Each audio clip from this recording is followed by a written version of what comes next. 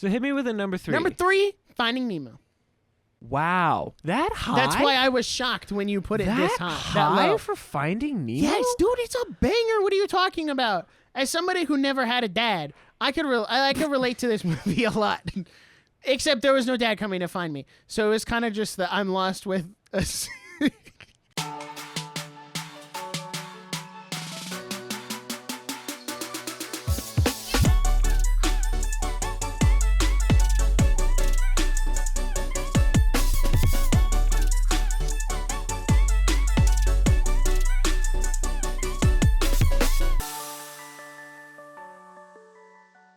Hello and welcome to the Nerdiest podcast, where nerds talk about nerdy things. As always, I'm one of your hosts, Mr. Jackson Glass, here with my ride or die. As always, Mr. Nicholas Barrett. Thank you so much for joining us today. You saw the title, you know what's up. We're here doing top 10 Pixar movies. Now, Pixar just returned to theaters recently with their hit Inside Out 2, which I have not seen yet, but Nick did go see, and he's going to give a little review of that when we get into his week in just a second. So, thank you so much for joining us today. If you're not following us on Instagram at The Nerdiest Podcast, make sure you're doing that. And on YouTube at The Nerdiest Podcast. And, you know, if you feel like that's just not enough for you, you could also go to thenerdiespodcast.com and get some very special merch with hats, shirts, cups, stickers, pins, everything you'd ever need.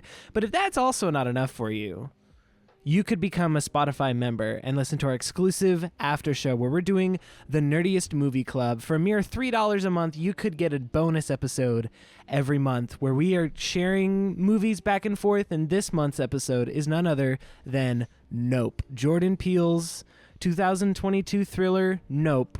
Full review on the Aftershow, exclusively on the Aftershow for only $3. It helps us support the show as an independent production. But that being said, we're happy to be here talking about Pixar movies. The original plan was to do Demon Slayer, but a lot of scheduling happens in the summer and life, and we just kind of wanted it to be as good as it possibly could be. So we decided to slip this one in and bump that. So in 2 weeks we will be watching Demon Slayer season 2. So make sure you're caught up on that, and we'll be ready to go. So, Mr. Nick Barrett, how was your week? Well, I can't make the same ride or die joke every time, which is such a tragedy, because that was like my best intro That was a banger of all time. Is you just come at me and you're like, how are you feeling today? I'm like, well, on a scale of ride or die, I'm getting pretty close to die. I'm getting and I just moved on. more towards died. And it was good. But I can't keep making that one. I don't know. My week was fine. I'm just exhausted. And the sad part is, I'm not physically tired. I'm mentally exhausted. Which is worse. That's the problem. Of like, I'm just, like, my body feels fine. Like, I could go work out. Right. Or, like, do everything that I'm going to do this weekend.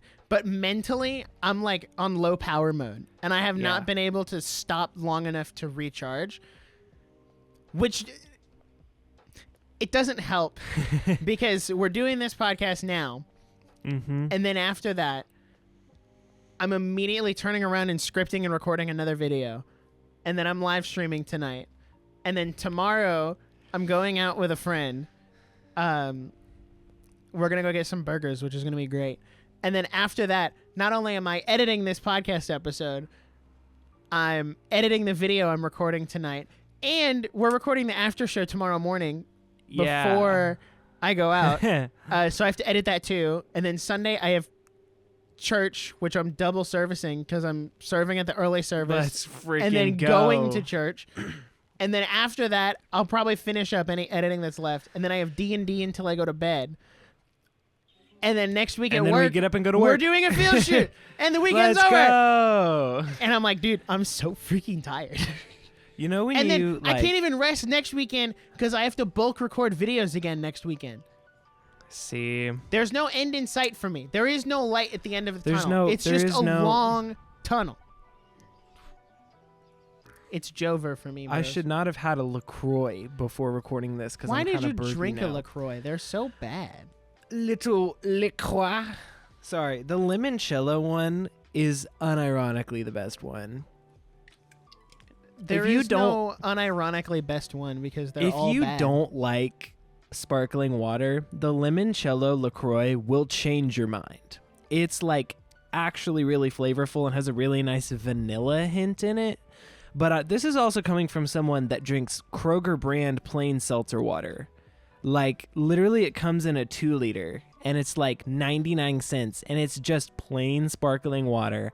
Man, that junk makes me feel so refreshed. Like, I cannot describe how fresh I feel after sipping a little plain seltzer water. And I'm like, that's me. So, yeah, no, I understand. I'm also pretty exhausted. It's been a really crazy time at work the last 2 weeks, and I'm not going to get into that. But, yeah, it's been really crazy. I've just been really busy working on a lot of stuff, and it's all good stuff. If you listen to our last episode, I did get engaged. I'm sure you want to hear how that went. So on the episode, I laid out the whole plan. It went perfectly. It was a 10 out of 10. She said yes. So everyone can be rest assured. She said yes. And we're wedding planning now. So there you go. Man, you know, everyone always talks about, they're like, weddings are expensive, you know, this and that. And it's kind of like, yeah, okay, boomer. Like, yeah, you're right. Weddings are expensive. It's whatever. But now that I'm in it, I'm like, okay, they weren't kidding. It's kind of like light work, no reaction. And then it's like, oh, you need freaking silverware, light work, no reaction. And then it's like, buy a venue. It's like, oh, this one has a little kick. Just wait until you see how much the bouquets are. Why are flowers so expensive? I was gonna say, God this is why gave men us those. don't get to plan weddings, because I can never justify spending that much money on a bunch of flowers that's gonna get thrown and lost and gone. See, that's the other thing. Like, when you here's the thing. There's no one else on this planet I would ever buy flowers like that for. But since she wants it, we're going to go for it. Oh, no, you're already getting into happy wife, happy life. Oh, no. No, please, wait. So he's too far gone. It's already over. So we've been visiting venues and working out a guest list. 2 days after I got engaged, we started an Excel sheet for everyone that should be at our wedding. And everyone, like, I said that to a couple of people, and they were like, oh, try hard, overachiever. And I was like, dude, venues are booked through June 2025. What are you talking about? We're behind. Yeah, we're a little late on this one. So, you know, I don't know what else to say. But I don't think that an engagement longer than a year is a good idea. It's just not. It's not functional. Anything longer than a year is just like, yeah, we're still dating, but I get to wear a really expensive, fancy ring. Yeah, you get into like Pam Halpert territory, like, well, Pam Beasley at the time. You get into like Pam Beasley territory after a year, and it's like, okay, buddy, like, you should actually do something now. But anyway, yeah, there's a whole world. I will continue to expound upon this as time goes on, because this is I'm like just the like next recurring story arc. Right. No, this is our next. It's just like me just being dumbfounded by wedding planning, because I'm just a stupid boy and I just don't get it. Like, I just don't, like, I want to understand. Like, I'm trying so hard to understand. I just don't. But I'm like still excited. Help me understand, guys. Make this make sense, please. It's so much fun though. Like, I love event planning. We're having a good time. We're having a great time, and I love it so far. But I'm also just like, it's really surreal. It's not real yet, and I'm like, this is not for me. Like, I'm not planning this wedding for me. There's no way. That's not me. I'm not engaged. It's like, frick, I am. That's why I got that ring and got down on a knee. Crap. Anyway, so funny. I never thought you'd get engaged or married before I did. Mm-hmm. Which, I mean, technically, you're not married before me yet. No, you could still elope. Or just have a really quick dating to engagement to turn around. Like, I mean, if you want to get married in your backyard, go for it. But if you want to get married in the next, like, 365 days, you need a venue yesterday. No. How do you know I don't have a venue already? No, you don't. How do you know? You don't know. I mean, you don't know me. You don't know. You don't know I don't have one. There Just are have one couples that I'm like on retainer. I like when a certain threshold passes, I'm like, oh, we're not gonna make it by that date. Let me bump it back another 6 months. Bump it. There are couples. I kid you not. There are couples that do that. Like, you joke. There are couples that will so book weird. wedding venues like months before they're engaged because they fill up so fast. And I'm just like, why? That is so, I don't know. I understand why. I just like, it's so weird. It's weird. It's just a whole world I don't fully understand. Okay. But before we move on, I'd like to note two things. One of which Okay. happened this week. The second of which happened just now. Okay. The one that happened this week was I had a wonderful, colorful, I was looking for alliteration there, a cautiously crazy conundrum with caffeine. oh, Nick, caffeine stories are always So- the most entertaining part of my week. It started on Monday. It was like Monday afternoon. I'm locked in. And I was like, okay. One of my coworkers was like, hey, I'm going to Starbucks. Do you want anything? And usually when she says that, I'm like, not really. Like, yeah. I'll get a donut maybe, but usually never anything crazy. But it was really hot on Monday. And I Yeah. was like, okay, well, maybe I need something. A little more than Just water. a little icy drink, you know. So I wanted to try one of their new like refreshers, like the boba things. So we were like putting the Those are order good. together, and I was like, Those "How are much good. caffeine is in it?" And she was like, 50 milligrams. And I was like, "Oh, that's it? Okay." Yeah. You're like, And that's then I was fine. like, "What about the lemonade? How much is in the lemonade?" She's like, 35. And I was like, "Oh, okay, cool, 35 milligrams. Sick." So I get that. And I drink it. And I'm like, oh, it tastes pretty good. I danced my way in and out of Slim Chickens later that day. Like, I had the music going in my head, and I was just like walking in, having a good time. And I went to small group, and I like, it all rained in for small group yeah. because I had to like pull myself together. And I kid you not, I was up till midnight. Like, I could not fall asleep to save my life. Like, I was trying to fall asleep, and I was like, I can't fall asleep. So I finally fell asleep around like 11:30 midnight, That's insane. and I snapped awake at 4:15, which is 2 hours before my alarm went off. Mm-hmm. And then I finally fell back asleep at like 6, and my alarm went off at 6:15. 15 minutes later. And I was like, oh, that's great. Okay. So I went into work with like So- 4 hours of sleep, pulled only by the adrenaline of the Nintendo Direct on Tuesday, which we will talk about in a second. And then on Tuesday, it was my sister's birthday, so we went out to this like Japanese restaurant, and I got boba again, which also has caffeine in it. And I was like bouncing off the walls when we got home. And my mom was like,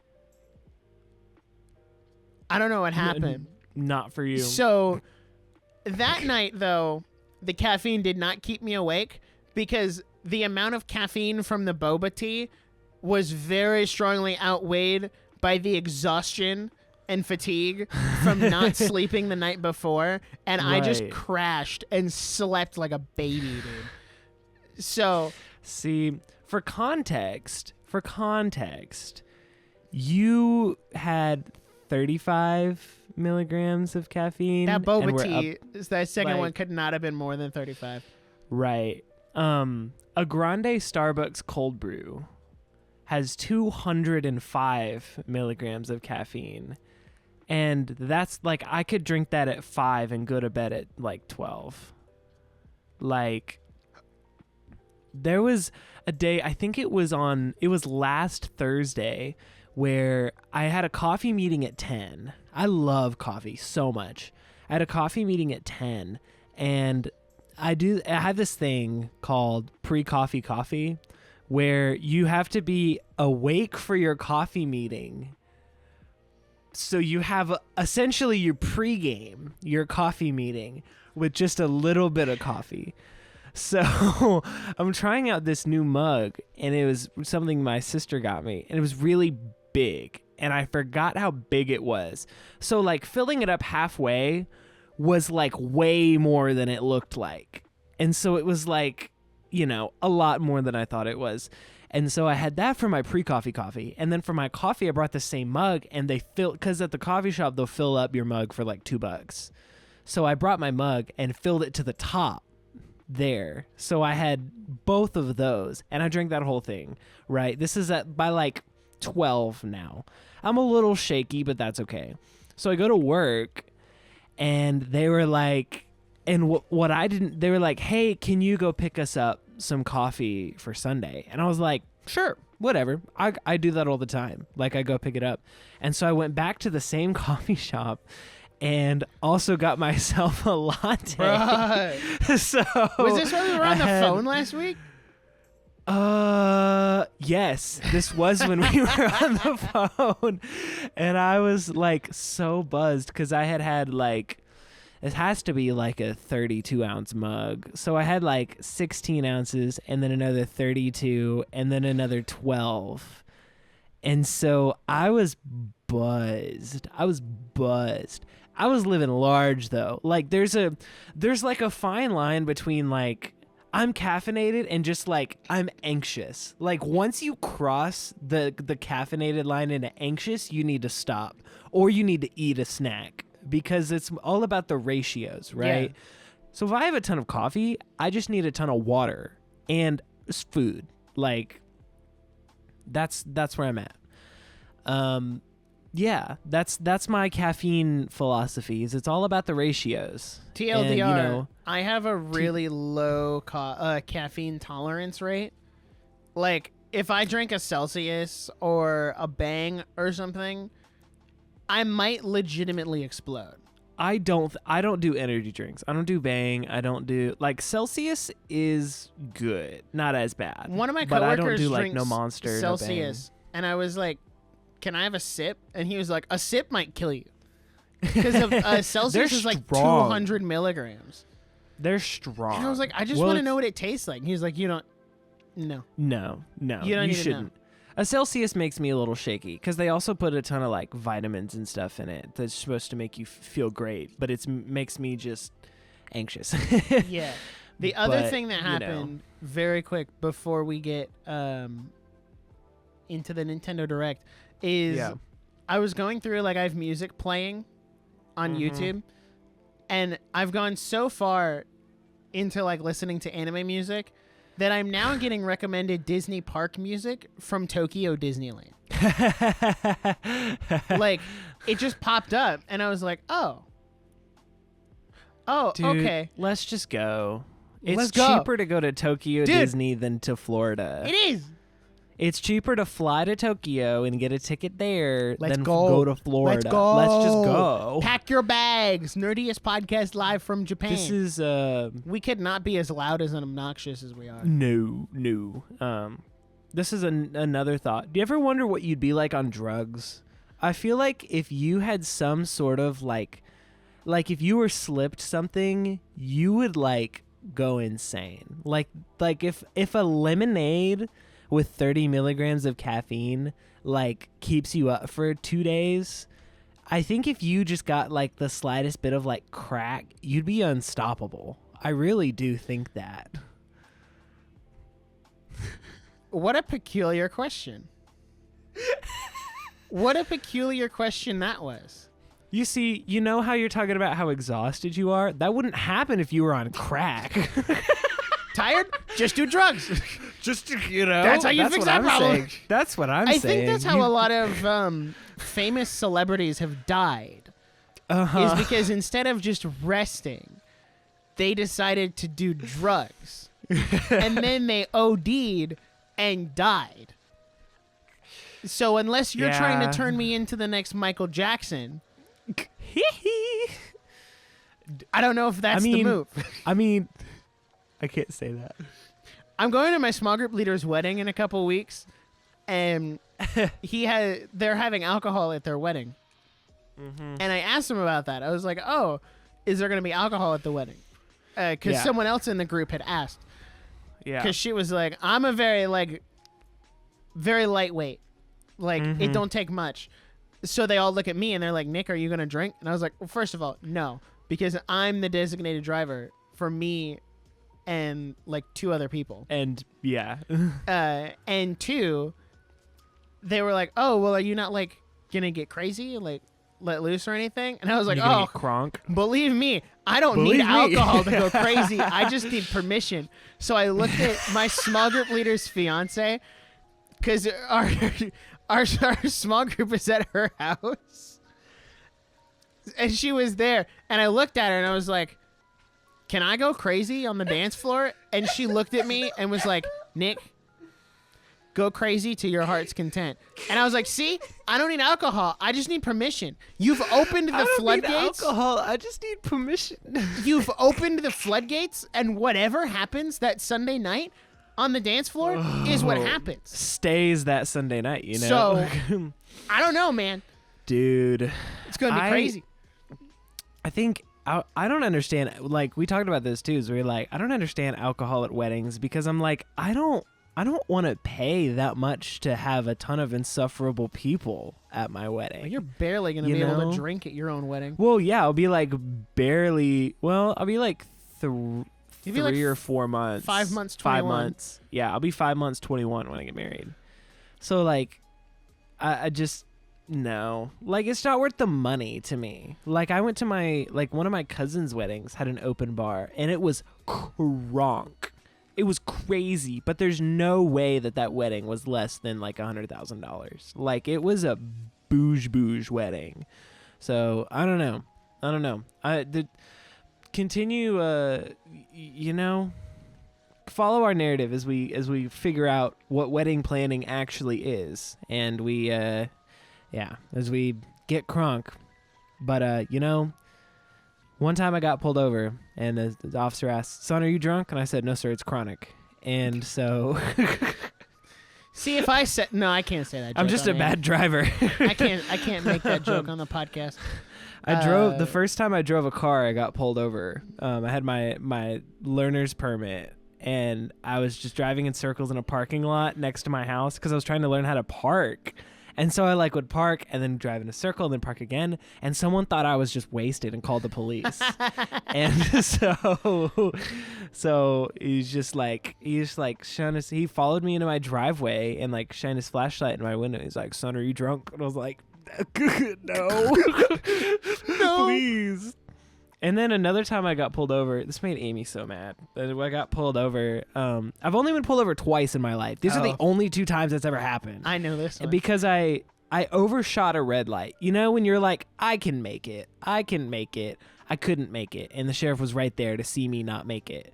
So I fly past this red light, and I was like, dang, I thought I could make it. And then he pulls me over, and I roll down the window, and he says, son, do you have any dead bodies in this car? And I said, not anymore, thank God. Which is bad. That's a bad story. Anyway. Thankfully, I've never been pulled over, but, I'm just a very safe driver. Like, I usually don't. Yeah. I err on the side of caution, except for today when I was really hungry. We were going out to lunch. We went to Culver's for lunch today, which was pretty good. I've never been to Culver's, actually. And the light turned yellow, but it was a turn light, and I didn't want to sit through the entire light cycle again. Right. So I just gunned it.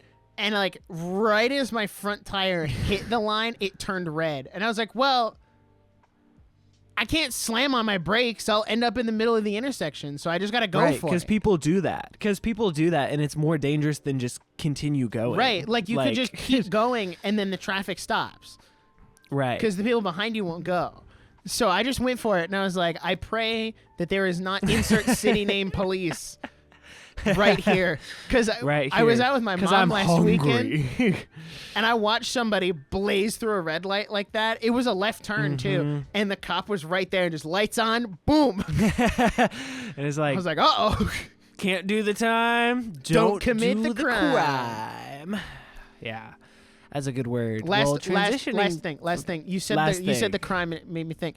We were at Father's Day dinner last week, or lunch after church. We have so many stories from the last like 2 weeks because we were like, we're on at Father's Day lunch, and we're just sitting there, and I was just like, because there was a live musician there, and in between every song, I was just rattling off these one-liners, like the first thing that came to my head, and the most iconic one that made everyone laugh that really stuck with me was the music stops. Everybody claps. It goes dead quiet for a second. And I just go, while I'm eating my food, I'm like, I think if I was on death row, I could talk my way out of it. And just keep eating. Music resumes. So, which I think I could. If I was on death row, I don't know why I would be on death row.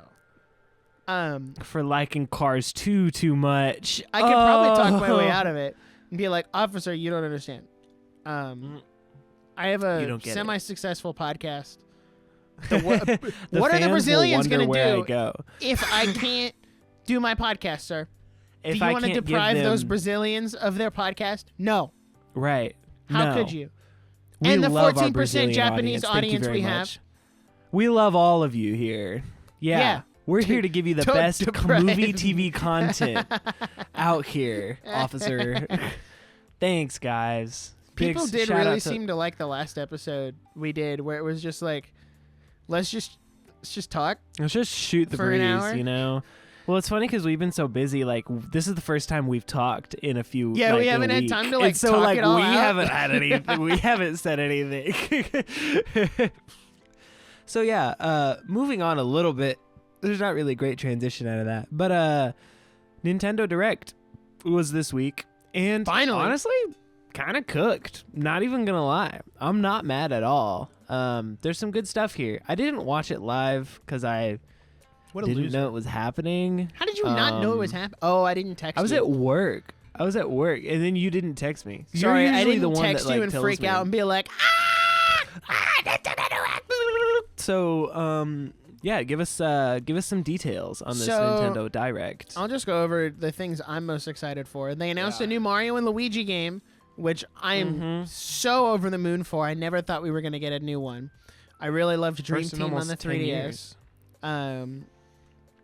Also, what else? Donkey Kong Country Returns HD is coming, which I'm excited for. I didn't get to play that on Wii. They're adding... I'll probably get that. Basketball to Switch Basketball. Sports. I'm hopeful they add baseball. Which is funny, because I thought they were done with Switch Sports. They did, like, golf. Right. 2 years ago. Right. Also, Switch Sports Golf is so fun. Like, I don't want to play any other sport on that game but golf. I might hop out and try out basketball. Oh, yeah. I'm going to do it online. So maybe we should stream basketball. Shoot some b-ball, play some horse. So there was that. Halfway through the Direct, they announced a brand new Zelda game where you get to play... no one saw coming. ...as Zelda. And you can... So she has like this little wand, and you can copy stuff, and then you can make the copies, and you can like echo is the ability. The Legend of Zelda, Echoes of Wisdom. And I love seeing all the different Link's memes. Awakening style. Yeah, which I'm excited for this one, which is funny because I didn't like Link's Awakening, but it wasn't because of the art style. It was just because I didn't like the game. So I'm very excited about that. On day one pre-order, Mario and Luigi will get pre-ordered in the future. And then new Mario Party, which is great, aside from the fact that I now have to convince all of my friends to buy another Mario Party game after spending the last 3 years trying to convince them to buy Superstars. You don't have to convince me. I'm there. I'm already there. It's so Mario annoying. Party's some of the few games I'll actually buy. Like, I have played Superstars. I could probably count the number of times I've played that game on 2 hands. Like, I don't even think it's double digits because I just don't know enough people who have it. So now I'm like, all right, we gotta all go in. Play. Yeah, on Mario we're going Party. For it. Well, it's more of a LAN game. Like, it's more like bring your friends over. You act like I have friends to bring over. well, I do. You act like I have a place to bring them over to. Right.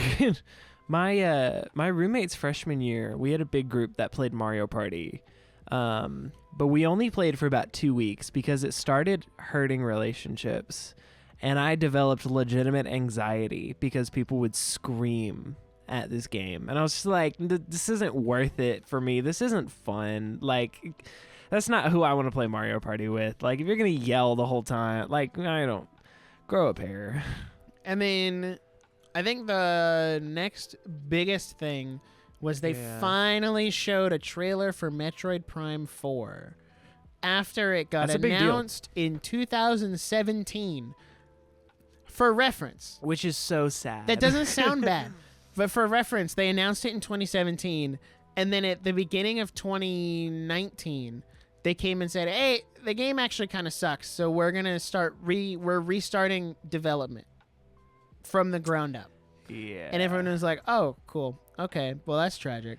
Oh, that's nice. And then we didn't hear about it again until Tuesday. 5 years later.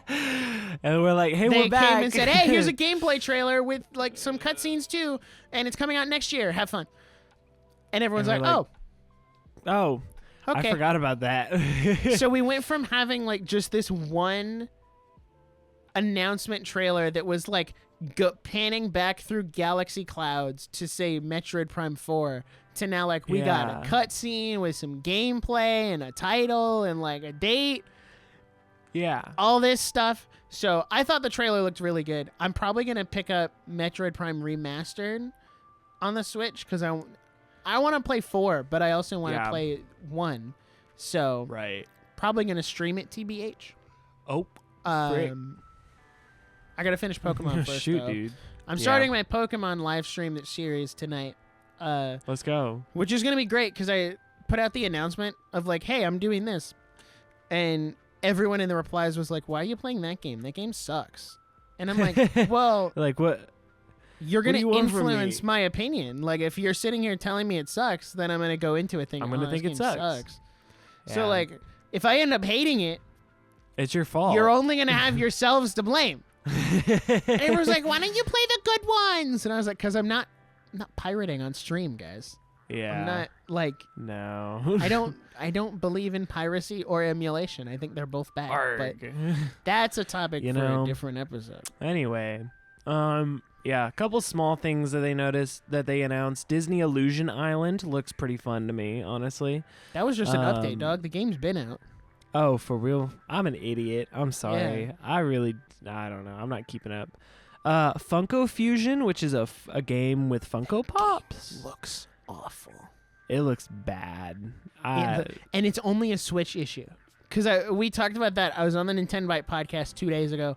Yeah. And we talked about that trailer. And it's legitimately just the Switch version of the game looks that bad. It's an optimization issue. It's not. Well, which makes me wonder if they know something we don't. Like, are they? I don't think they do. I think they just like it's bad put now, out a subpar Switch port. Yeah, and then they're doing another Just Dance, but like I'm gonna ask you this for the 50th time. Does Amy have a Switch? Yeah. Okay. She does. I was gonna say you could buy her the Zelda Switch Lite. Oh, yeah. Which no, looks she great. has it. I just can't justify buying a $200 Switch. Yeah, no. That doesn't make any sense. Just because it looks good. Yeah. Yeah, that's about it though. There's a Lord of the Rings, Tales of the Shire, the Lord of the Rings game. I need you to buy that and stream it on the Glass Studio. It's like a slice of life type. I'm scrolling through the article. I'm trying to planning my wedding in the Hobbit game. Planning my wedding in the Lord of the Rings slice of life. It's like Lord of the Rings mixed with Stardew Valley. Yeah. No, yeah. It actually looks kind of cool. I don't know if I like Lord of the Rings enough to get it, but I think it looks cool. It's cool, I guess. Yeah, that's pretty much it. Anything else to add about the Nintendo Direct? Nintendo is viciously attacking my wallet, and I need them to stop. Because, like, starting in September, it's over. Because September 1st, we have the Lego set, the Zelda set. At the end of September, we have the Zelda game. End of October, we have Mario Party. Literally, like, a week later is Mario and Luigi. Mm-hmm. And then in January is Donkey Kong. And I'm like, dog, Bruh. you have to It's stop. like we can't. And there's going to be a Switch 2 announcement at somewhere in there. Yeah, And I'm like, dog, it's like, dude, I can't. So I'm just starting to save now. So I'm ready. Put that money away. Put that money away, guys. I don't need to spend it now anyway. All right. Well, here we are. Top 10 Pixar movies. Our I'd like to top 10 preface this by Pixar saying this movies. is our top 10 Pixar movies. Our top 10 list. We're not saying this Not is saying they're the objectively true. Right. It's just our personal opinions. Subjectively, though. Subjective, personal, our top 10s. The way this is going to work, and this is what was interesting, is when we were building our list, we were kind of like, wow, there aren't a ton of Pixar movies. Not as many as I thought there were. So picking a top 10 is like picking 10 out of like 25. So we're going to have a lot of overlap. Essentially, we're going to say like my number 8 is Finding Dory. It's not, but say my number 8 was Finding Dory. But Nick's number 6 was Finding Dory. He's going to go ahead and talk about Finding Dory there so that we're not just like jumping back and forth. In but what if it's world in, do you think Finding Dory would be anywhere I wanted to that pick a high up on the movie. list? I wanted to pick a movie that I knew wouldn't be on either of our lists. So Okay. let's say I got my you. number 7 is Soul, but Nick's number 3 is Soul. He's not going to talk about Soul yet because the top 3, like, you've got a lot to say. So you're going to like kind of keep it to yourself for the big reveal, you know? Now, I'd also like to preface from my list, if you've listened to this show at all, you know that my favorite movie of all time is Ratatouille. Ratatouille is the GOAT, the king, number 1. So I technically have 11 on here because I knew that it was kind of like, oh, his number 1 is Ratatouille. Of course it is. My number 1 is Ratatouille. This is my 11 through 2 list. So I felt like that was a better way to approach it with the still make it fun. So anyway, number I'm not 10. changing the I'm not changing the chapters for you though. Okay, fine. It's still We going to can- be 10, 9, 8, 7, 6, 5, 4, 3, 2, 1. Right. That's you're too good. much work. You're good. Right. So hit me. So excluding Ratatouille for me, hit me with a number 10. Number 10 is the hit Pixar movie Cars. Hot take, I don't think Okay. Cars is that good. Okay. Like, okay, well, Wow. okay. Let me back up. Let's reel it in a little bit. Let's hit reverse for a second, right? Right. You see what I did there? It's a pun because Cars go in reverse. Anyway, I think Cars is a good movie, but here's the problem. To no fault of Cars, the movie, I can't watch it anymore. Legitimately, I cannot watch this movie anymore. And you might be thinking, why? Why? Why can you Why? not watch Cars? Why? Great question. Maybe it's because, excluding the past 2 years, like this year and last year, for the past 4 years, all I heard was Cars. Because, for those who don't know, if you're like an Fans OG, of the show, OG fans remember when we had the Cars 2 fight. was Megan's favorite movie of all time, which is fine. Right. I'm not here to tell you That's Cars is valid. a bad movie. It's a perfectly fine movie. That's why Right. it's on this list. It's good. It has great animation, great story, very Right. funny, classic, right? Right. Here's where the problem comes in.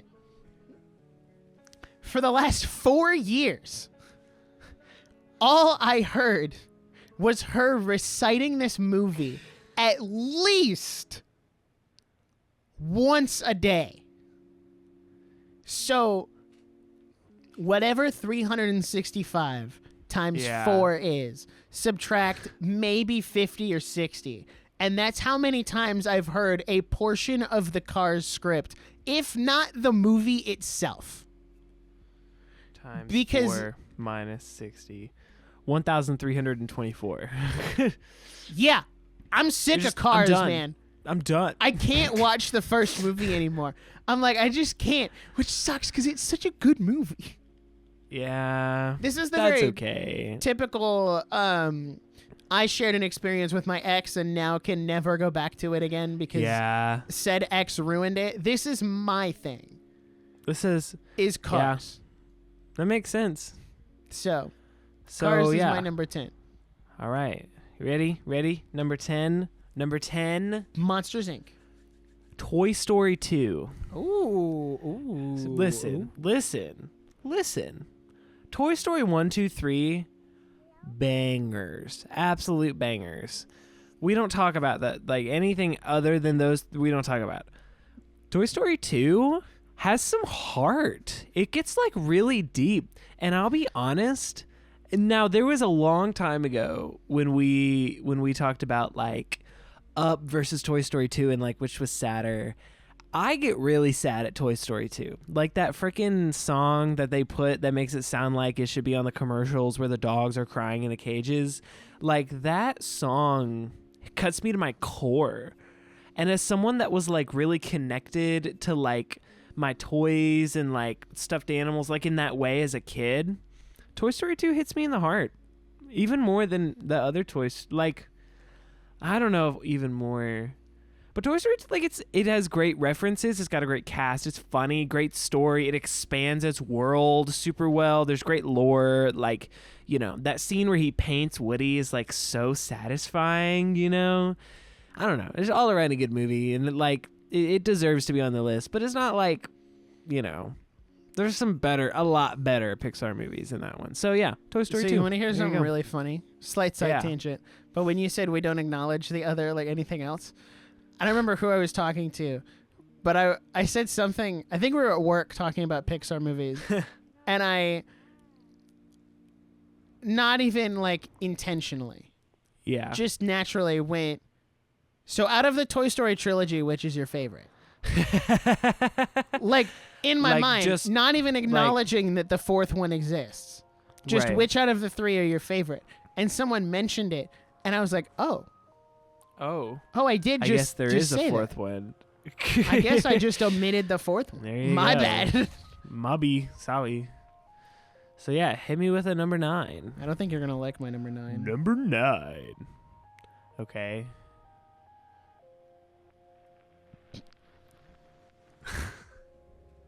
I'm scared now. My number 9 is Ratatouille. Okay. I mean, you can say that. I mean, you can be. It's okay to be wrong. It's a free country. No. I'm not wrong because this is my subjective list. That's why I picked it. And here's the thing: I don't have as much as an emotional attachment to this movie as you do. I'm not nearly as invested in Ratatouille as you are. Right.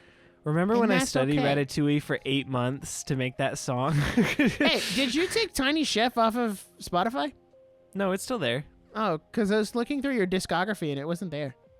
What? So you Hold might on wanna, a second, guys. You might want to look into that while I explain. Gotta take a peek. It's technically classified as an album, so you may not have seen it there. Well, I was like looking at all discography. It's still there. Oh. Well, then I guess I just missed it. Idiot. But yeah, anyway. Ratatouille is very good. It's a movie about a rat who knows how to cook. Basically Neon Genesis Evangelion. But Jackson wouldn't get it because he hasn't seen Evangelion yet.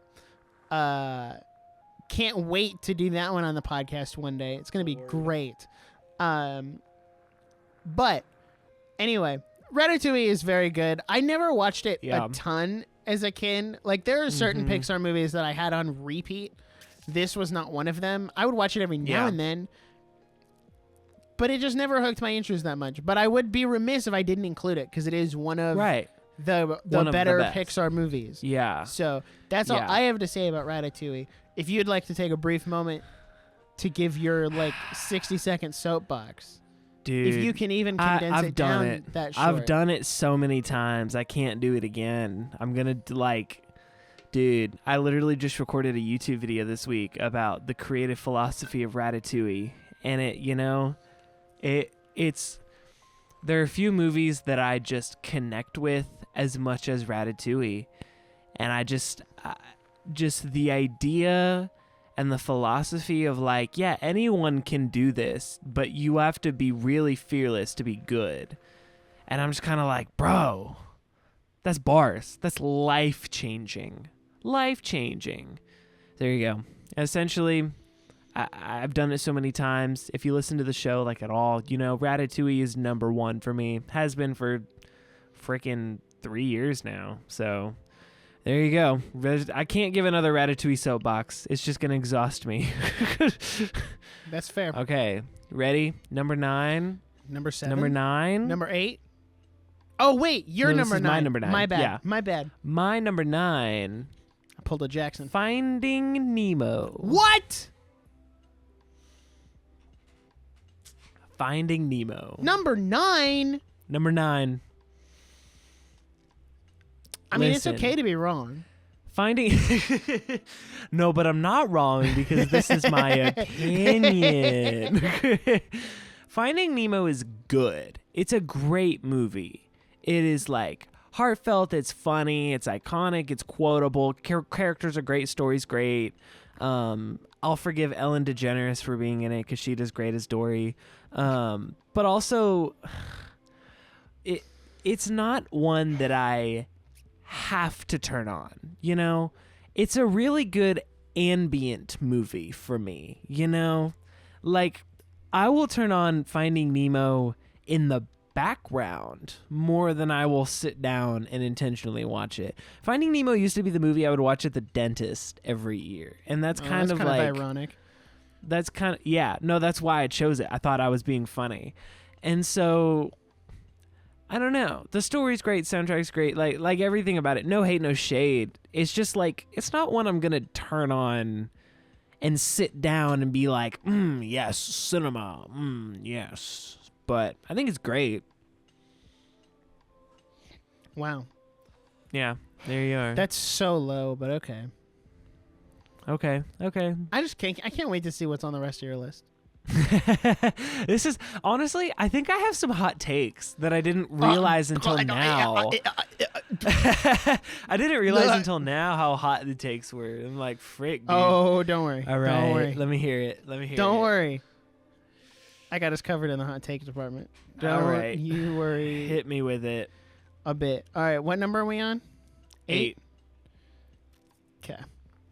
Number 8 is none other than Sorry, I'm trying to pull up my carousel. The Legend of Letterboxd. Zelda. The Legend of Zelda: Tears of the Kingdom. Whoa. So 10, 9, 8. Okay. So my number 8 is the hit Pixar movie Toy Story 3. Wow. Toy Story 3. Yeah. Okay. This one's not on my list. Spoiler alert. 3 of the 10 movies are Toy Story. No, they're not. Yeah. All 3 Toy Story movies are on here. See, I did it again. Insane. I did it again. I said all 3 Toy Story movies.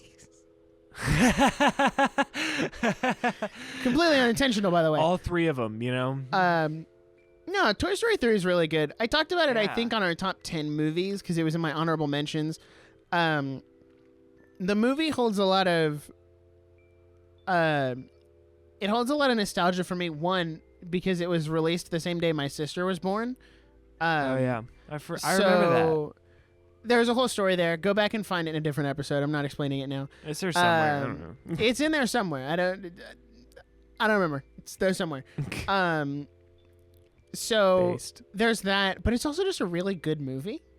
It's a very solid conclusion to a really solid trilogy of movies. Yeah. It also is successfully the only movie to ever make me cry because I rewatched it last year and I got to the whole part where like Andy was moving out and like looking at his empty room and like moving on, and then he leaves all his toys and drives away, and I just started crying, man. I started losing it. It was uncontrollable because I'm like, dang, I've gone through it. It hits different when you've been through it. Yeah. So We've been through it. speaking of movies that made me cry, I forgot to give like my brief review of Inside Out 2, so I'll smack that in here. Oh, for, crap. like 30 seconds. Frick, It was good. Sorry. Much better than some of the stuff Disney's been putting out. No crazy like agenda or anything. It was just entertaining, like movies are supposed to be. But I tacked it on because there's one part at the end, which if you've seen the movie, it's when like everyone is back together. Mm-hmm. Where, I don't know, they Wow, said something and like went through like some dialogue and I just started tearing up, dog. Like there was something about it You're that just just like hit the right way. And I was like, Yep. oh my gosh. Oh my gosh. That's wild. So yeah, it was good. Yeah. I would recommend it. It's not as good as the first one. I'm gonna go see it, but the first one is banger. it's so hard to top the first one. Yeah, for real. So Okay, that's my All right. number 8. I respect Toy Story 3. I saw Toy Story 3 in the theaters. I did too. That's a good movie. Reportedly, coming from my mother, we went and saw Toy Story 3 like weeks after, right? Right. And we were just hanging out at Disney Springs because we lived in Florida at the time. Mm-hmm. And like we went and saw it at that AMC and we were just walking around. And I was like, Mom, I want to go home. I miss my sister. And I'm like, I don't remember saying that. I don't remember that. You're like, I know wouldn't have if said this that is now. parental propaganda or something. Because that happens, I vaguely believe you though. Because I don't know why you'd lie. So Right. What a weird thing to lie about. Okay, Toy Story 3 is a banger. It is a good one. It's not on my list though because I don't personally connect with it as much. And it's still like, it's still 3 movies in. It's like, oh, I'm watching your dead battery flash right now. That's crazy.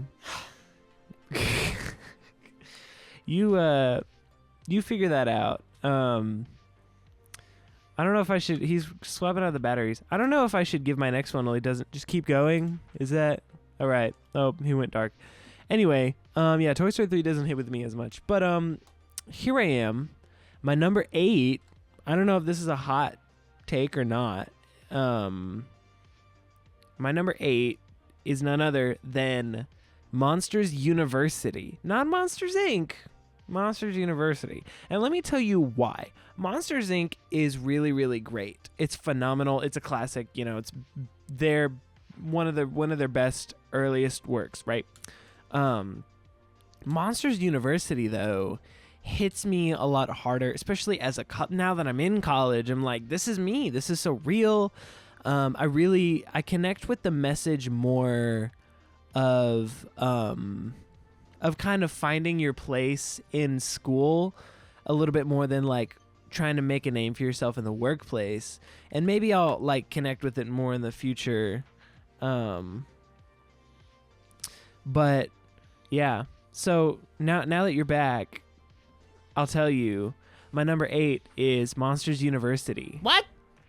Yeah. Dude, I'm sorry. Yeah. Your list is full of L takes.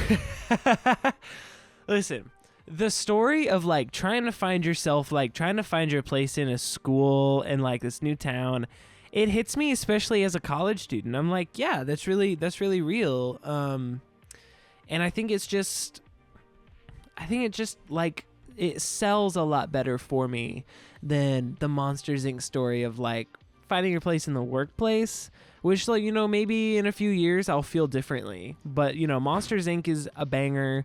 I love their relationship with Boo and all that. But Monsters University gives me everything that I love about Monsters Inc. at a 10. And that's kind of where I'm at. I love the monster characters. I love the monster world. I love all this stuff. So, yeah, number 8, Monsters University. There you go. That is wild. Yeah. Here I am. Okay. Well, that's definitely a take to have. Our lists are so much more different than I expected. Oh, just you wait. Just you wait, brother. All right. Number 7. Number 7 is Wall-E. Wow. Okay. I That's like kinda Wall-E. low. I think That's kind of low. I think it's a banger. It's been a while since I've watched it though, so if I like rewatched it recently, it probably would be a lot Right. higher. But But yeah, I think it's a really fun, enjoyable movie. I like how most of it, Wall-E is a silent protagonist. And they just are able to convey so much emotion through these robots that like usually aren't very expressive. Yeah. I also love someone did a deep dive on the theory that like Wall-E is an allegory for like Genesis, where it talks about how what was it I might see if I can try to find it, because it was a really like interesting theory. Wall-E is Satan. That's the theory. Is that Wall-E is Satan because he shows up to this like paradise, right? Paradise that Otto has created, and Otto is God, and the captain is Adam, because Otto put the captain in charge of everything. Right. So then Wall-E shows up and offers this plant to try and like disrupt the thing. But Wall-E is also a robot of the same like species as Otto. So then Wall-E leads like this revolution against Otto with the broken robots, which is supposed to be like the fallen angels. Gosh. And what makes it worse is who puts the plant in the thing but Eve. The theory writes itself. I don't think I think that's like, if that was the theory, it was like an atheist at Pixar did the bare minimum to understand that story. Right. I just think it's really, think that's more of a, it's funny to go over. It's funny to go over. It also makes you think about like, we're all pointing back to the ultimate story, which is the Bible. Right. And even so when you try not like, to, you still do. Dang. Okay. I respect that. Ready for a little number 7? Ready, Freddy? Ready? Number 7. Cars 2. Really? That low? Yeah. That low. Now, listener, you may be thinking, that high? No. That low is a better question. Cars 2 is so unhinged, and it really is. They just had no business being as cool as it was, and it still is.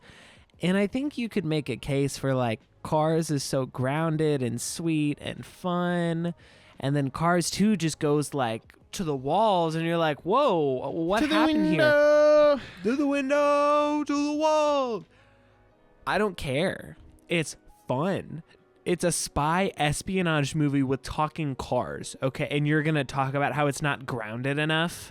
Like, do you understand the words coming out of your mouth? Like, this is the first movie wasn't grounded at all. Don't talk to me about Pixar movies being grounded. Half of them are about things that wouldn't work, like talking cars.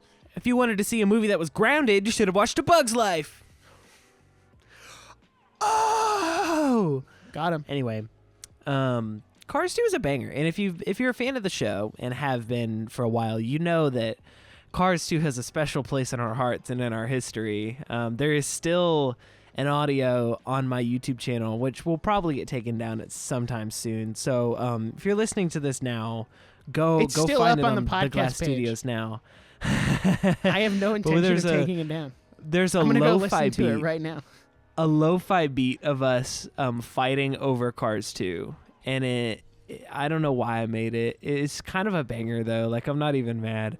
And it's like fighting over controversial Pixar opinions, but it's a lo-fi beat, and it's so dumb, but it's so funny. And for why? Like, I don't know. Cars 2, like, it's just fun. Like, turn off your brain. There's so much random lore. Like, there's a Pope car, and like, there's like Italian cars, and you're just like, this doesn't make sense. And it's like, it's not supposed to make sense. It's supposed to be dumb, funny guy movie, you know? Like, it's supposed to just be cars go boom. And it delivers on that perfectly. And so I think Cars 2 is a banger. But I also cannot put an ironic movie higher than 7. That's where I'm at. This lo-fi beat goes crazy. It still goes crazy. I might still rip the instrumental for something else, honestly. I need you to remaster this and put it on an EP. Spotify release. If this episode gets 2 million listens, we will put the controversial opinions, but it's a Pixar opinions, but it's a lo-fi beat on Spotify everywhere. That's what's up. So, you ready for a little number 6? He's still vibing too hard. He can't. Some of these are really funny. Like, we're talking about you getting canceled for thinking Toy Story 2 is more sad than Up. But yeah, I remember saying that, and now I'm kind of like, I don't know if that was a good take. Next movie. It's a movie about cars, but the cars are spies now, and they have guns. It's Cars 2. It's a good song. Highly recommend. Go listen to it. A tier or S tier? Was because it was from the ranking episode we did. Yeah, years ago. And then we ended up putting it in A tier when we did the thing again. I remember. We did it again. Because we did it again. It was you, me, and Logan. Mm-hmm. We did it again. And I showed Megan the preliminary screenshot I took from before the episode went out. Yeah. And she was like, you could see the smoke coming out of her ears. Yeah. She was like Cars 2? You put Cars 2 above Car? She wasn't even mad that we put it above other Pixar movies. She was mad that we put it above the original and Cars 3. And I was like, listen. Cars 3 is not good. It's not. It's not good. I'm sorry. Anyway, hit me with a little number 6. Number 6? You might think this is a little low. Okay. The Incredibles. Wow. Can I be honest? That's also my number 6. Let's go. The Incredibles. Dude, it's such a good movie. It's a banger. How did they make this kids movie so good? Brad Bird. Who lets Brad Bird cook? Bring back. I think Pixar could single-handedly save their company if they just let Brad Bird direct another movie. Unironically. He was not for something. Pixar though. I don't know. No, they haven't said anything in a while. Yeah, The Incredibles. I rewatched The Incredibles last time I was at Disney, in December, and we were like, let's just throw on a Disney movie, whatever. The Incredibles, and I was like, holy crap! You're like, hold up, so good. Unironically, it's fire. Characters are amazing. Message is incredible. Animation hasn't aged super well, but it's not. What? It's not bad. Have you watched it recently?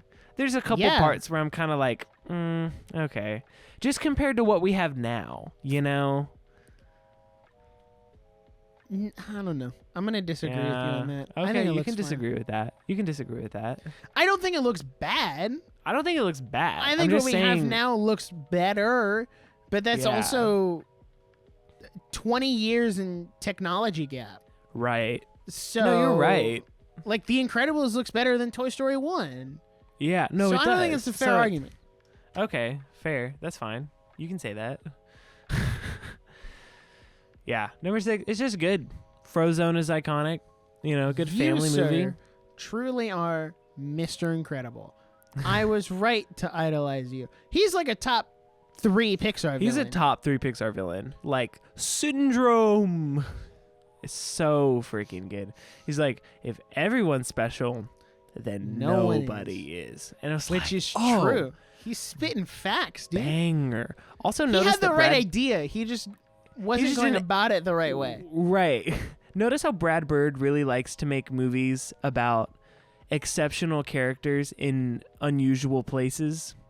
You think about Ratatouille. You think about The Incredibles. You think about The Iron Giant. Hello.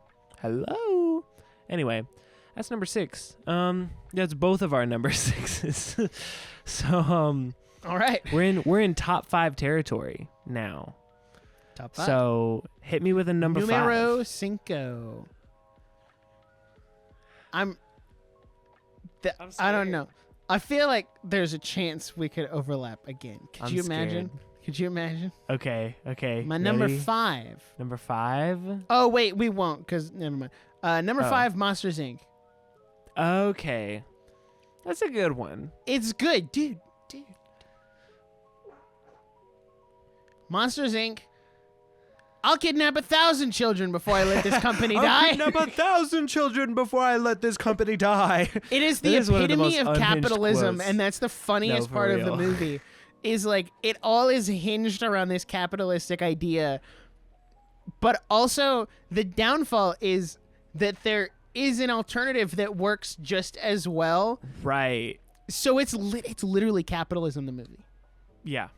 with a little kidnapping thrown in for flavor. Because For giggles. what's capitalism without kidnapping? You know what I'm saying? Like, We're gonna put the kidnapping in capitalism. we're gonna put the app in kidnappitalism.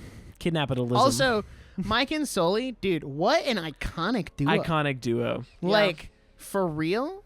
I am Mike Wazowski. Am I not? Yeah. Like, no, you are. Exactly. I'm just a guy here, like trying to He's do just my trying. best, and I'm like, Smoky poo. it's always the short guy and Yeah. his really tall best friend. Like, you got Mike and think about Sully, Bob and Mario Larry. and Luigi, Bob and Larry. You've got round, small friend, tall, long friend, right? Nick and See? Jackson. See? Exactly. I can't wait for our Bob and Larry Halloween matching costumes. That would go crazy. I will say, Monsters Inc. is top tier humor. There is incredible jokes in Monsters Inc. 'Cause I'm on the cover of a magazine. Billy Crystal. Put that thing back where it kills came the from, role. or so help me. So good. Very good. Not on my list. It's not on my list. But it is really good. Monsters University. Monsters University is good, okay? All right. Number 5. A movie that I saw in theaters twice and cried both times. All right. A movie with incredible music that I know every word to. A movie that I think kind of goes under the radar a little bit. You better And not say Soul. deserves more recognition than it gets. You- No one has seen Soul in theaters. Okay. I'm just. I think it deserves more recognition. Music is incredible. Cast was incredible. Story, plot twists, everything. Like, it all comes together. Number 5, Coco. Oh, Yep. that's good. Yep. That's good. Yep. Coco, I cry every time. I freaking cry every time. Mama What Coco, a- why did you have to go? I was gonna ask, what about it? Made you cry? It's the end where, because I connect very deeply to music. And so like that idea of like them connecting with each other through music, and she like remembers her son because of the song, and then he gets to like essentially have another life. That's insanely powerful. Wasn't like it her dad? It was her dad. You're right. I got confused. You're right. It was her dad. Music is incredible. I think of like Un Poco Loco, even like Remember Me, Juanita, go the way you keep me guessing. I'm nodding and I'm yesing. I count it as a blessing that I'm just un poco loco. Phenomenal. Dude, the twist Phenomenal. villain in that movie? The twist Oh my villain. gosh. Ernesto de la Cruz was the villain, bro. He was the villain. Wah, wah. See, and then it's the most like satisfying like Disney villain death, because it like the giant bell like smashes on him and you're just like, yeah, For the second so time. freaking good. And then like the freaking like weird like Frida lady, where she's like, and there will be fire and they will drink from the cactus of their mother, and it's like, that's funny. And then you got, oh, he choked on a piece of chorizo, and like, that's funny. This is a funny movie, but also like there's so much heart. Hector kind of looks like my Uncle Craig. Hey. Not a that's anyway. Yeah, that's I don't know. Coco, kind of a sleeper hit, underrated. I think it's going to be one of those movies we look back on it in a long time and be like, wow, what a banger. What a banger. All right. You ready? Hit me with a number 4. Number 4. Number 4. Toy Story 4. Just kidding. I was about Nice to try. leave. Nice I was about try. to leave. Nice try. Just kidding. It's turning red. Toy Story 1 is the Wow. actual number 4. I got you. Dude. Did a little juke there. That's my number 4. Is it Toy really? Story is my number 4. Let's go. Let's go. That's Yeah, tell me so about, funny. Tell me about that. So- Tell me about that. Toy Story is an iconically classic movie Yeah. because it's the first ever Pixar movie. Yeah. But it also tells like this really captivating story, especially between Buzz and Woody, and like what it means to be the favorite. And Yeah. like you don't have to be in control of everything, because Woody starts off the movie this like super controlling, narcissistic like guy, yeah. and then it's only through the experiences he goes through, because he kind of feels like the first half of the movie like mocking the toys he ends up right. meeting along the way. Mhm. And it's only through like that relationship and that friendship with Buzz that he gets humbled and is a better person by the end of the first movie, which then carries over into the second movie, you know, kind of like how character arcs are supposed to work. right. So yeah, yeah. everyone It's just says good. okay, in your humble opinion, who do you think I'm more like, Buzz or Woody? That's another tall friend, It's short another- friend combo, by the way. Yeah, but I would put you more in a Woody category. That's what I'm saying. Personality You're like wise. You're like the dry, like witty cowboy that's like, you know, doesn't give a crap, and it's like, oh, but like actually cares deeply, you know? Yeah. Yeah. Toy Story is phenomenal. It's like such a good opening movie. I love all the trivia because they're like, yeah, if you pause on the scene with Andy's birthday party, all of those kids had the exact same face and hair. Like, all those kids were carbon copies because they didn't have the technology to make different kids. Andy only has a mom, and you barely see her face because they didn't have the computer power to do it. Like, Right. that's awesome that they pulled. It's a miracle that they pulled off this movie. And like, just really was a trailblazer for animation, like in general. And the characters are phenomenal. The voice acting is like spot on. Like, the cast was just like perfectly set up. And then I also, like you said, like the character arc is actually really well thought out and is super solid. Sorry, something was clacking. And then Jackson's roof collapsed. Bang. What am I hearing? I think you might be going insane. Oh my gosh. It was part of the song. It was part of my music. I just heard this cut, and I was like, the frick? Okay, well, now that we know your roof isn't going to fall. What are you... Man, I underestimated how good my headphones are. Right? I was like, this is bonkers. I thought it was in the room. Someone in a Discord I'm in has a realistic door knocking sound on the soundboard. So like I was sitting here with my headphones on, and they did the door And you knock, just and I heard was that- like, because it sounded like it was coming from over here, and Right. the only You're door like- over here is my closet, and I was like, It was like, there is Somebody's in no my closet. freaking way. Yeah. Yeah. Toy Story, banger. Phenomenal. You are a toy. You are a sad, strange little man. Like, just baller. Banger writing, banger animation. Like, and in the original cut of the movie, Woody was even more of a jerk. He was like yeah. an absolute just the worst. And they were like, this is not selling to audiences very well. So Anyway, I love Toy Story. That's a good number 4. All right, number 3. We're in top 3 territory now. These are our top 3 favorite Pixar movies now. Whew, this is dangerous. Okay, hit me with a number 3. Hit me with a number 3. I'm trying to solidify between my 1 and 2, because there's like a part of me that wants to switch them. Because I'm so torn. Yeah, this is hard. I feel good about mine still. My number 3 is solid. It's the other 2 that I'm... Yeah, you're like, So hit me with a number 3. Number 3, Finding Nemo. Wow. That high? That's why I was shocked when you put it this high. That low. for Finding Nemo? Yes, dude, it's a banger. What are you talking about? As somebody who never had a dad, I could relate to this movie a lot. Except there was no dad coming to find me. So it was kind of just that I'm lost with a...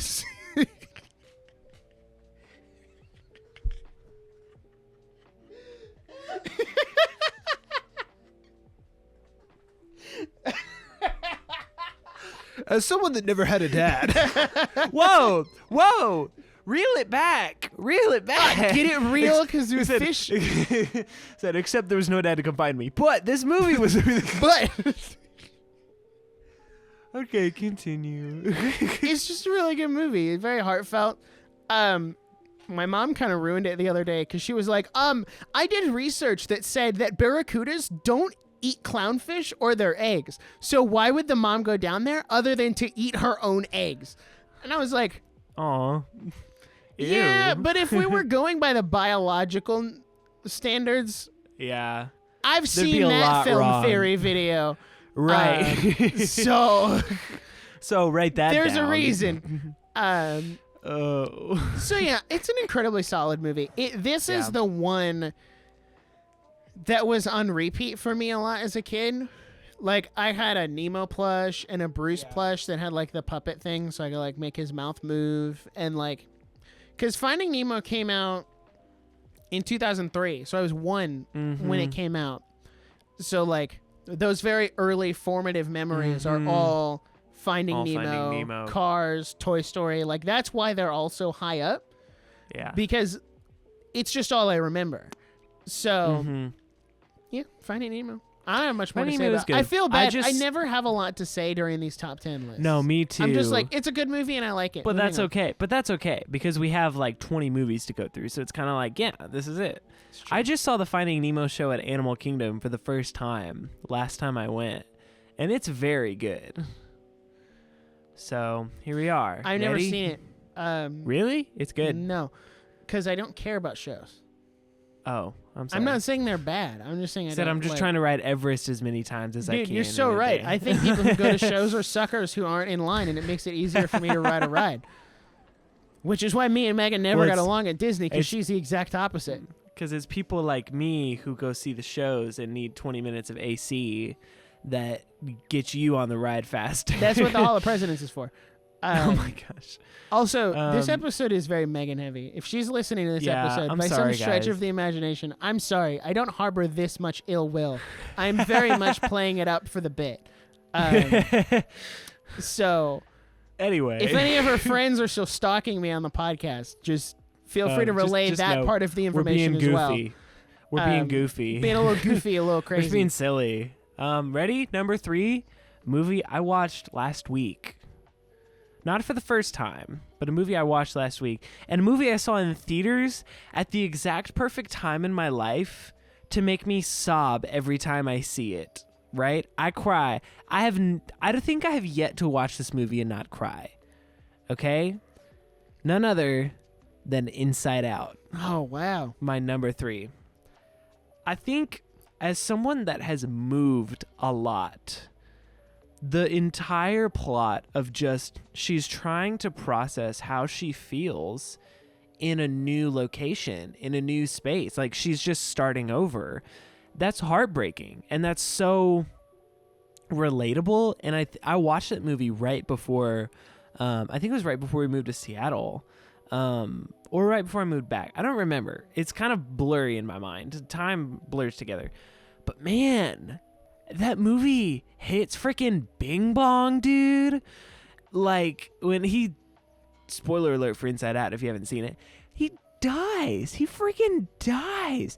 And then he's like, take Riley to the moon for me. And I'm like, freaking Bing Bong. I'm like ready to jump in and sacrifice myself for Bing Bong. Like, this dude like deserves to live. And I think the part that gets me at the part that I cry at every time is when the family sits down and they're like, it's okay. Like, you don't have to be happy. Like, we're gonna get through this together. And it's right when the memories like go from the joy to the sad, like they turn blue, and she just takes like a deep breath. And there's a part in the movie where she's just like, like, I can feel it because I've done that. Like, you can feel the second that your emotion changes and like you're a different person. Like, that's brutal. That's brutal, but it's so freaking good. And I've never seen a piece of art convey that emotion, period. Like, I've never seen it conveyed, and let alone so well. So I don't know. That's where I'm at. Number 3, Inside Out. All right. Number 2. Hit me with a number 2. Did you solidify it? I'm staring at it right now. I gotta decide what's gonna make me happy. Like, you gotta do what's best for you, boo. I gotta think. I'm trying to come up with a situation here. Like, I've just had the most awful day ever. Like, I don't know. I can't make that joke. I'm already swinging too close to the fences this week. Something awful has happened. Right. You go, And I can only pick between these two movies. Which one am I going to turn on? Yeah. That one. Okay. My number 2 is Toy Story 2. Wow. Toy Story 2. Toy Story 2. It's a great movie. It made my list. It's a great movie. Which is why I was shocked when you were like, yeah, number 10, Toy Story 2. Yeah. I was like, oh. Okay, tell me about that. Well, we're going to talk about that later. Toy Story 2, I think, takes all of the good parts of the first movie and moves them up to like an 11. And it builds on Woody's character arc, and it gives a lot more for Buzz's character arc, because now that he's out of that like thing of like, I'm actually a space ranger, and then to put that in contrast to the actual like one who's also going through it, and like having that parallel of being like, was I this annoying? Really? So, and just like, I always think back to that one shot where Buzz is giving the speech, and then for no reason, it superimposes the American flag behind him. And it's just the American flag waving. No, and I'm like, so you couldn't right. do that today. People would get mad for like, oh, you're being patriotic. That's blah, blah, blah, blah, blah. But like, back then, funny. like, it was funny. It was funny. Yeah. So it is just another really good movie. As I said in our top 10 movies video or episode, it was my first introduction to Japan. So that's cool. But other than that, really solid movie, really solid writing, jokes. The music actually kind of goes hard. I'm not gonna lie. When somebody loved me. And Zurg is in it. Whoa, no. And like I love the whole like airport escapade at the end. Together. Where they're like, dude, jerry-rigged driving this Pizza Planet truck. And then they got to run inside and like figure out how to get it. So good. Dude. So good. It's so good. It is really good. It doesn't connect with me enough to hit above 10, but I respect that opinion, and I think you're valid. Alrighty, ready? All right, what's your number 2? A movie, one of the first movies I'd ever seen in my life. Ready?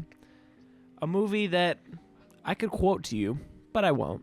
Please don't. A movie that, I would consider banger. has some great quotes, has some incredible music that I still listen to today. One of the faves for a while. Number 2, none other than Cars. Now, here we are. Cars. Thank you for I know not how you quoting feel. it. I know how you feel. But here's the You thing. do. You had to suffer along with me. Yeah. No, I was there. Cars is a banger. Cars has an incredible cast. It has incredible soundtrack. It's freaking Sheryl Crow on this. Dude, Life is a Highway goes hard. Life is a highway. Dude, Rascal Flatts, Life is a Highway. I love how we as a society have decided that is the version of Life is a Highway that we just are going to listen to. I didn't even know there was the another original. one. It's not the original. It's a cover. But we've just decided that that's the new one that we listen to because it's that good. The friggin' intro just like and I'm like, dude, let's freaking go. And like Tomater, I had the Cars bed sheets, dude. Like I was so mad because the side of my pillow that was most comfortable had Mater on it. And I was like, I want to put my head on Lightning McQueen because he's the best. Why didn't you just flip the case around? Because it was like an awkward, like I didn't want him to be upside down, but I was like, I don't know. I was an OCD child. There was a way to finagle. But yeah, it would have been inside out or upside down. And so it was just, I just kind of lived with it and was like, fine. And honestly, I would still use car sheets today. Dude. I unironically would. Listen. Unironically would. I'm going to open that on Amazon right now. I need Hold you on. to, when you get married, I need you I'm and putting Amy that to on the have the registry. Cars bed sheets. I'll buy them for you, too. If you put them Pixar on the registry, I'll buy them Cars 100%. Queen size bedding set. Does it exist? Surely okay, it that's has a to. twin. It's hard because they make those sheets for kids, and Yeah. most kids do not have a queen size bed. I mean, here's a duvet color cover. Lord have mercy. Okay, I think you could finagle it. TBH, I might get one for my dorm because I have a twin size bed. Dude, that would go crazy. I'm gonna consider that because that brings me back. That brings me back, dude. Yeah, really great movie, great story. Good story that's been recreated a ton of times since, but banger. That's my number 2. All right, All I right, want you to go first. ready. Number 1. Yeah, just do them back to back. Okay. Your number 1. That's actually It's not not your g- number 1 because it's Ratatouille. Right. My number 1 is Ratatouille, but besides Ratatouille, number 1, it's not gonna be what you think it is, and I think I know what your number 1 is gonna be, and it makes me think that it kind of blows my mind that neither of us had Up on this list. Up was very close. Up was close. Here's my hot take about Up. After the first 15 minutes, I stopped caring a little bit. Dude, The same. opening sequence is phenomenal. Outside of that, I don't really care. Anyway, my number 2 Pixar movie. Number 1 is Ratatouille, but it's in another category. Number 1 for this list, for Pixar movie, a movie that I did not realize until recently has influenced me creatively a lot. And a movie that I think has incredible soundtrack, has incredible vibes. I can turn it on and be comforted at any point. And it was this movie that inspired my first idea for a short film that I never actually made, but it was my first idea that sparked a long trail. And that's WALL-E. Ah. There we go. WALL-E has this, it's in a way is a tragedy because it's really dark and sad and Earth is in shambles, but these robots find love in it regardless. And I think it's a beautiful story. The music is incredible. It's just a great story and the animation holds up. I love outer space. I've always loved space. They really use the like classic 40s, 50s music really well to sell that apocalypse style while also being modern. They combine live action with it really well. It's just a banger movie. I really love WALL-E. I could turn it on anytime. And I almost only recently realized, I was like, oh my gosh, I love WALL-E. This is a great movie. So yeah, that's my number 2 is WALL-E. When, number 1 is Ratatouille. But, number 1/2. For the sake of this WALL-E. list, number 1. For the sake of this list, my number 1 is WALL-E. Now, Mr. Nick, I think you know what time it is. Hit me with that number 1. You know what I switched around. You know what I switched around. You know. My number 1 Yeah, boy. Pixar movie of all time. And this is why I had to frame, because it was either Toy Story 2 or this movie. Or this movie. And I had to frame it of like, I just came home from the worst day of work ever. I got fired and they emptied my bank account. What am I going to turn on to console myself? My number 1 Pixar movie of all time, of course. And that is Cars 2. Let's go. Dude, the underdog story never changed. of Cars 2 going from my most hated Pixar movie to now my favorite needs to be studied. Because I was in the camp of like, Cars 2 sucks. It's a terrible movie. It's a terrible follow-up. And then I started to realize that I can have my own opinions. Right. And I watched the movie again. And I was like, huh. Fascinating. Okay. Wasn't that bad. And then we got a lot of pushback from Megan. So for the bit, I was like, oh, I'm gonna match that energy. Right. And say that, Cars 2 is great. And then I think somewhere in there I gaslit myself into believing it's a good movie. And then actually started believing it. Right. Because I kept watching it. And I was like, dang, dude, this movie's kind of solid. I'm not going to lie. It stopped being a joke at some point. It's not a joke anymore. It's good. I enjoy it. And before you come at me and be like, why isn't it like Toy Story 3 or Incredibles or Finding Nemo or Toy Story 2? First of all, my list, not yours. Thank you very much. Go make your own list. Letterboxd is free. Cars 2 is just such a fun movie if you stop treating it like a sequel to Cars. If you treat it like another movie in the Cars universe, it's a phenomenal movie. It's a banger. People would not hate Cars 2 as much as they do if you took the 2 off of it. And if you made it like a spin-off Cars movie, nobody would hate it. Because that's not why they hate it. They hate it because it's a follow-up to the first movie. And I'm like, no, just let them have fun. Let the cars have guns. Because first of all, the first Cars movie doesn't really make any sense. Like, Toy Story, you understand the thematic value of them being toys. Same for Monsters, Inc. Same for The Incredibles, WALL-E, Ratatouille, whatever.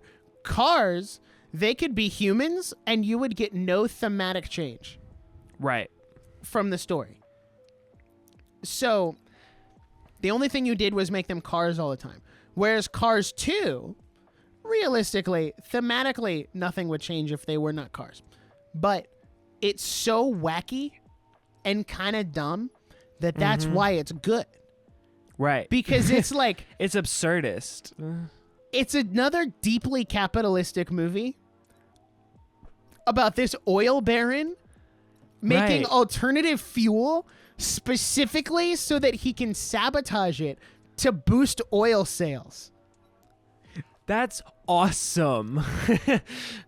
All while there's like this worldwide international race going on and like they're trying to do a cover up and there's this spy espionage thing underneath.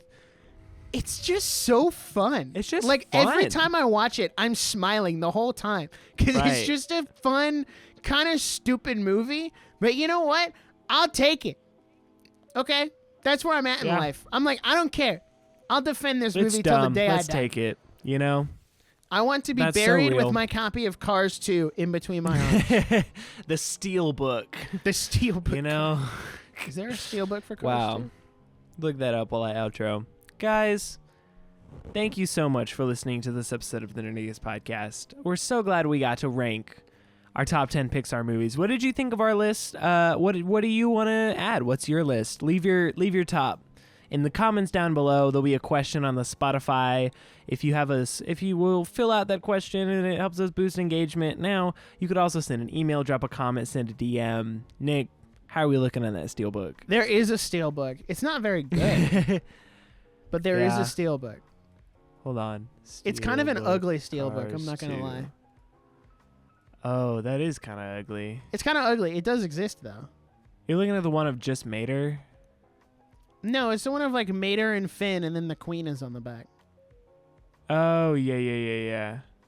I mean, it's more of a flex more than anything. Yeah, I mean, that's all steelbooks are. Let's be real. Right. No, that's so true.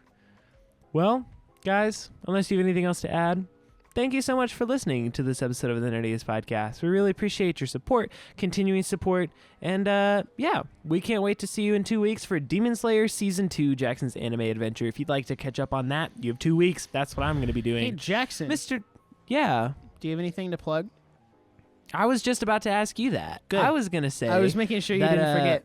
Yeah, I was about to say, I've been doing a lot of stuff on YouTube at The Glass Studios, which will link will be in the description, but that's the GLAS Studios on YouTube, where I did a lot of, just did a video talking about how Spotify stopped paying artists. It was a really fun commentary, and then I did a music video for it, which is out there now. Also, if you're not following me on Instagram at The Glass Studios, I'm going to tell you now, as time of this episode release, we have already announced our next EP, Sophomore Year Part 1, which will be out on Friday. I've heard a couple of the songs ahead of time. They're fire. So if you're not following Jackson GLAS on Spotify, Apple Music, wherever you listen to music, June 28th will be the release date for Sophomore Year Part 1, our newest EP in a series that I'm very proud of. I think it's our best work. So you can go pre-save that if it's all over there. So just make sure you're subscribed on YouTube and follow on Instagram. Just, keep up to date with everyone. Mr. Nick, what do you have to plug today? What have you been up to? Well, I do a lot of stuff over on Twitter at Nerdiest Nick. I also do a lot of stuff on YouTube at Nick with no K right now. As of time of this episode coming out, the next video up will be a video on why anime destroys right-wing media, which is one that has been in the editing zone for like a month and a half. Yeah. But it's finally coming out. It's a really good video. I'm really proud of that one. There's a lot of great stuff also coming out. I got a couple reviews that I'm working on right now. I got to get those recorded and, off to the editing sphere. But lots of good anime content. Also, this past weekend, because it'll already be over when this episode comes out, I started playing my first ever Pokemon game because I've never played Pokemon before. So going through Shining Pearl the whole time, the whole game. Very nice. So very nice. That'll be a continuous series that we do for a while. I'm going to go through the whole game. I don't know how long it's going to take because I have a busy schedule, but I am going to go through the whole game. So awesome. That's what I got cooking. Well, guys, make sure you go follow in those places. All the links will be in the description. Make sure you go follow us everywhere. TheNerdiestPodcast.com. We have great merch and new stuff coming soon. I know we've been saying new merch coming soon for like 3 months, but there is actually new merch coming soon. Don't worry about it. So without further ado, we will see you next time. Make sure you subscribe to the Nerdiest Aftershow to listen to our Nope review there. New Jordan Peele's Nope review is out there on the Aftershow coming soon. Anyway, have a wonderful time. We'll see you next time. Until then, bye.